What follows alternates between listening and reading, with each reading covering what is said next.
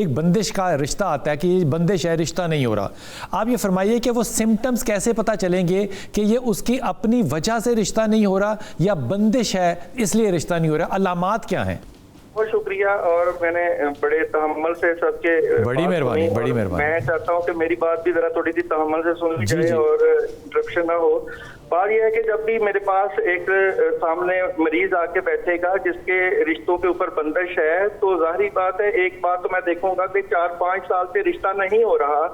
آخر ایسی کون سی وجہ ہے؟ مریض بھی خوبصورت ہے, لڑکی بھی خوبصورت ہے, پڑھائی بھی اس کی ہوئی ہے, ایجوکیشن میں بھی اچھی ہے اور اچھے گھرانے کی وہ رہتی بھی ہے.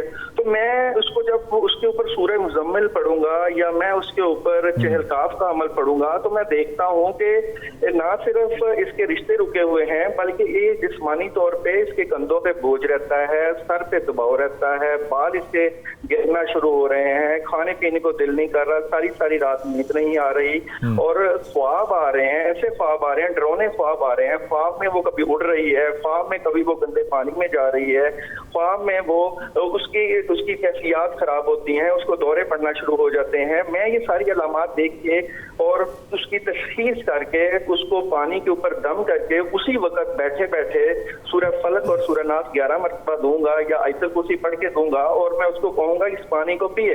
جیسے وہ پانی کو پیے گی وہ مجھے اسی وقت کہے گی کہ میری طبیعت ہلکی ہو گئی ہے یا میرے سر سے وزن اٹھ گیا ہے یا میرے کندھے. یہ دم کا پانی پینے کے بعد رشتے آنا شروع ہو جائیں گے؟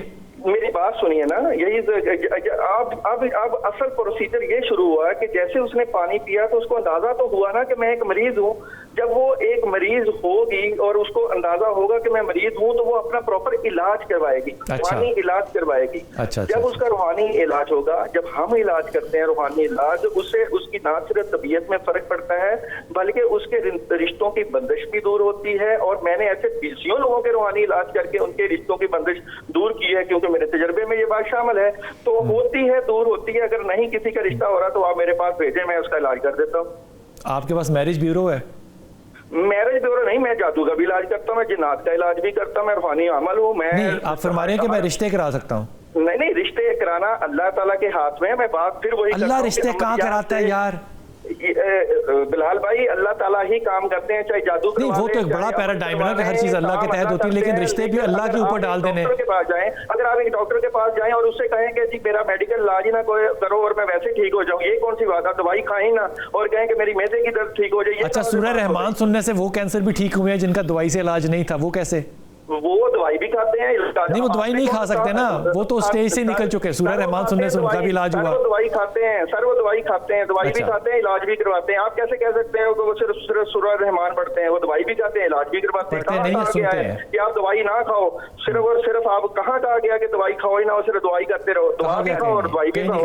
کہیں نہیں کہا گیا. لیکن میں تو یہ عرض کر رہا ہوں کہ اگر کسی کے پاس بیماری ہے تو آپ فرما رہے ہیں کہ وہ صرف عملیات نہیں ہوگا, میڈیکیشن بھی ہوگا. تو بہت سے ایسے کیسز جو ہیں وہ آن ریکارڈ ہیں جس پہ کہ سورہ رحمان سننے سے اور دم والا پانی پینے سے لوگوں کی وہ بیماریاں ٹھیک ہوئی ہیں جو طبی طور پہ ٹھیک ہو ہی نہیں سکتی. مگر اس ساری چیز کے آپ ساری بات کر کے آپ میڈیکل کی ایک لمبی ہسٹری کو ڈینائی نہیں کر سکتے. میڈیسن اپنی جگہ ہے, سورہ رحمان اپنی جگہ ہے. میں یہی کہہ رہا ہوں کہ میرے پاس جو میں سورہ رحمان کو انفورس کر رہا ہوں, میڈیکل کو ڈینائی نہیں کر رہا, اس کو انفورس کر رہا ہوں. میڈیکل سر, میں دوائیوں کے اوپر بھی سورہ فاتحہ پڑھ کے دیتا ہوں, تو جو بغیر سورہ فاتحہ کے کھاتے ہیں اور جو سورہ فاتحہ پڑھی ہوئی دوائی کھاتے ہیں اس سے زیادہ شفا ملتی ہے. آپ جو دوائیوں کا ذکر کر رہے ہیں جو آپ دیتے ہیں وہ ہومیوپیتھک دوائیاں ہوتی ہیں یا سر میڈیسن جو ہے وہ مریض خود لے کے آتا ہے اپنے ڈاکٹر سے سلیکٹ کروا کے, میں اس کے اوپر قرآن پاک کی آیات پڑھ کے دیتا ہوں. ٹھیک ہو گیا, وہ بازار سے خرید لے, اینٹی بایوٹک بازار سے لے لے, آپ کے پاس آئے, آپ دم کریں گے تو اس کا اثر زیادہ ہوگا, اس پہ کوئی دو رائے نہیں ہے. حضور اقدس, اگر بندش ہو کسی پہ, رشتوں کی بندش ہو, رزق کی بندش ہو, تو وہ کیا کرے؟ دیکھیں, پہلی بات تو یہ کہ اسے چاہیے, اگر رشتے کی بندش ہے یا جادو کی وجہ سے ان کی یہ سارے معاملات ہیں, تو وہ 7 درختوں کے پتے لیں. 7 درختوں کے پتے, مختلف درختوں کے پتے لے لیں. ان پر جو ہے وہ سورہ فلق, ناس اور سورہ بقرہ کی آخری آیات پڑھ لیں 11 مرتبہ. اسے تھوڑا سا جو ہے وہ پانی کے اندر گرم کر کے اپنے 7 پتوں کو اکٹھا رکھے, اس کی بھی سورہ فلق, ناس اور بقرہ کی آخری آیات, اور سورہ بقرہ کی آخری آیات 2 آیات, ٹھیک ہے, پڑھ کے تو پانی کو گرم کرے, ان پتوں کے اندر ابال لے ان پتوں کو, اور اسے غسل کرے. یہ جادو ٹوٹ جائے گا. واہ, یہ رزق کا جادو ہو یا बंदिश का 2 तरह के जादू के मतलब लिखा अब इस पे एक चीज़ पूछना चाहूँगा कि जिस वक्त वो उस पर पड़ेगा पानी, जाहिर सी बात है अल्लाह का नाम ही लेना है उस पर पानी पर, तो वो पानी जब घुसल किएगा तो वो पानी बहाएगा और वो पानी उसकी रूहानी तासीर है, गलत अल्फाज नहीं इस्तेमाल करना चाहता, वो फिर रास्ते से गुजरेगा, फिर लोग आबे ज़मज़म से भी तो गुस्ल कर लेते हैं, आपके अंदर भी पैदा हो रहा है, नहीं इनके इससे कोई फर्क नहीं होता। अच्छा, तो लोग आबे ज़मज़म से भी तो गुस्ल कर लेते हैं, क्या फर्क पड़ता है? बात यह है कि तासीर पत्तों की और रूहानी पढ़ने की तासीर है। नीचे नहीं गिरता आबे ज़मज़म भी, इसमें कोई अर्ज नहीं है। वो छोटा सा आपके अंदर जो मौलवी है ना, उसने एक अच्छा सवाल पैदा किया कि अच्छा, लेकिन पानी और इससे मिलती जुलती चीज़ जो है वो शेख जो है वो नहा रहे हैं और आप दुआ उसका अल्लाह का नाम लिया हुआ है, तो वो जाहिर से बात तो एक बात है जदी साहब, ऐसी जहाँ लोग तवीज़ लिख के डाल के पानी और फिर उसके बाद गुस्ल करा, और तवीज़ के ऊपर लिखा हुआ तौहीन कुरान है, और सीधी बात है 100% तौहीन कुरान है, लेकिन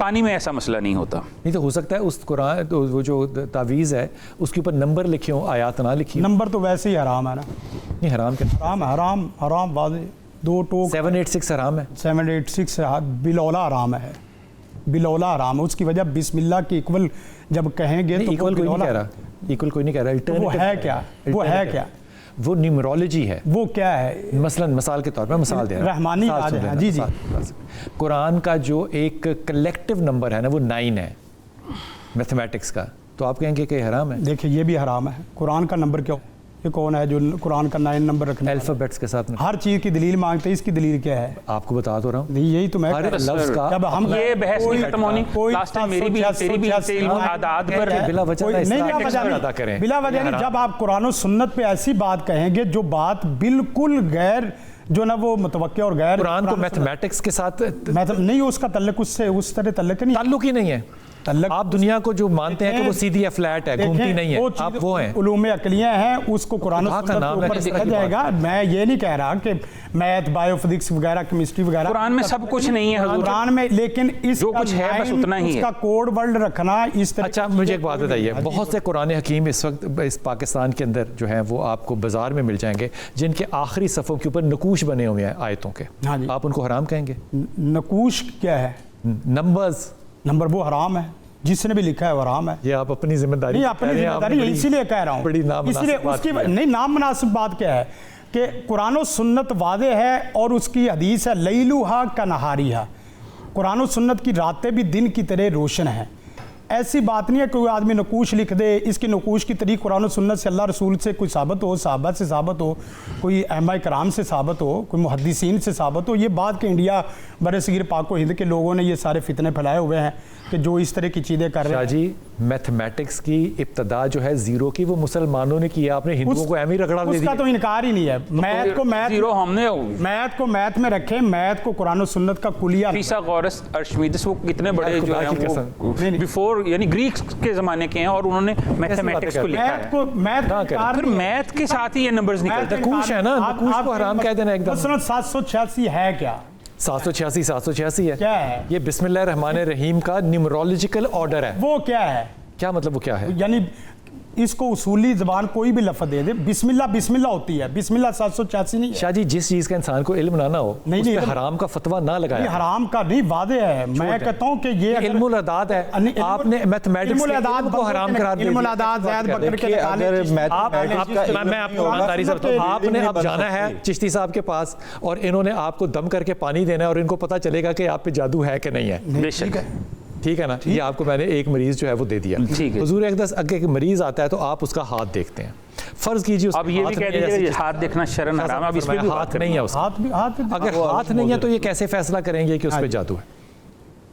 पहली बात तो ये कि अभी तक मेरे पास कोई ऐसा मरीज आया ही नहीं है कि जिस तजर्बा ही नहीं है, खत्म हाथ ही नहीं है। ठीक हो गया। अगर फर्ज करे आ गया तो फर्ज करे जी कारी साहब ने कोई मरीज मेरे पास भेज दिया, हाथ ठीक है, हाथ जिसके नहीं है, ठीक है, तो उसका कोई नाम है, नाम से आदात निकाले जा सकते हैं, आदात के साथ उसको माँ बाप हैं लगाया जा सकता है, वाल, ठीक है।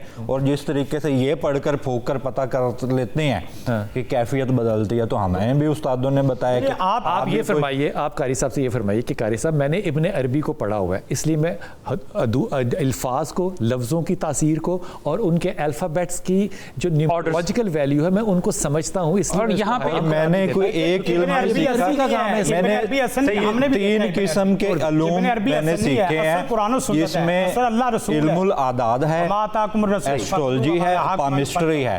तो अगर एक उसके हाथ नहीं है तो बाकी तो कुछ। यहाँ पे एक एडिशन कर दूं, एक एडिशन कर दूं, कपड़ों का है, हाथ ना भी होना तो इसके अलावा भी एक तरीकाकार है जिसे कहा जाता है इल्म क़ियाफ़ा, जिसमें से इंसान की माथे की लाइन, आंखें, कलर्स, कान बड़े छोटे होना, ठीक है, इनसे भी अंदाजा लग जाता है, इल्मुल आदाद से भी लग जाता है। अब ये मत कह दीजिए कि जिसकी गर्दन नहीं होती क्या उसका आप कैसे इलाज करें? देखिए सवाल उठाने ने बड़ी अच्छी बात की जनाब, आप अपनी हिफाजत खुद कीजिए।